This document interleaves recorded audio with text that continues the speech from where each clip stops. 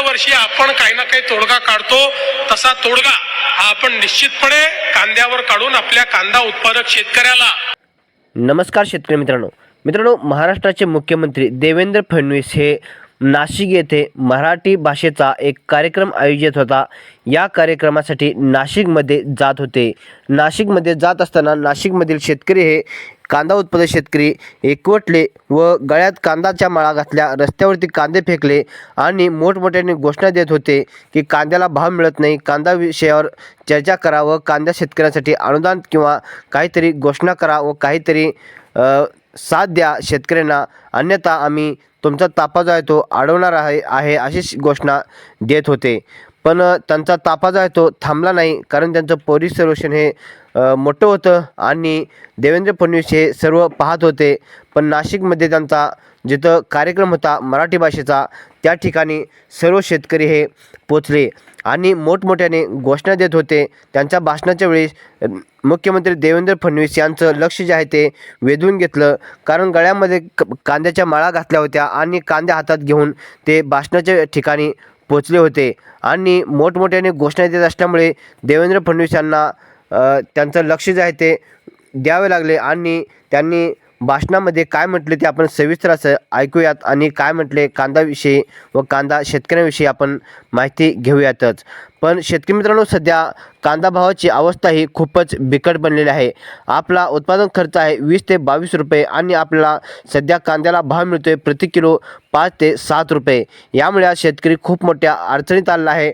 पण याच्यावरती सरकार मात्र कुठल्याही प्रकारे, केंद्र सरकार असेल किंवा राज्य सरकार असेल, कुठल्याही प्रकारे बोलण्यास तयार नाही अशी सध्या परिस्थिती पाहायला निर्माण झाली आहे. काल परवासुद्धा विधानसभेमध्ये, विधान परिषदेमध्ये बऱ्याच आमदारांनी, बऱ्याच विरोधकांनी आवाज उठवला कांद्यावरती, पण कोणीही सत्ताधारी कांद्यावरती बोलण्यास तयार नाही. तर शेतकरी मित्रांनो, महाराष्ट्रातील मुख्य कांदा उत्पादक जिल्हे म्हणजे नाशिक, नगर, सोलापूर, छत्रपती संभाजीनगर, बीड, धुळे यासारखे किंवा पुण्यासारखे जे मोठमोठे कांदा उत्पादक जिल्हे आहेत, या जिल्ह्यातील सर्वच्या सर्व शेतकरी सध्या मागील 4 ते 5 महिन्यापासून जे खरीप हंगाम असेल, रब्बी हंगाम असेल, हे सर्व शेतकरी आज अडचणीत आलेले आहेत. कारण आपला उत्पादन खर्च प्रति एकरसाठी खर्च होतो 80,000 रुपये आणि हातामध्ये येतात 20 ते 25,000 रुपये. वरील जो खर्च आहे 60-65,000 रुपये आणायचे कुठून, अशी सध्या परिस्थिती निर्माण झालेली आहे. त्यामुळे बरेच शेतकरी सध्या आक्रमक झालेले आहेत. कळवण येथे आज मागील 4 दिवसापासून आंदोलन सुरू होतं. बऱ्याच ठिकाणी आंदोलने आहेत, बऱ्याच ठिकाणी उपोषण सुरू आहेत.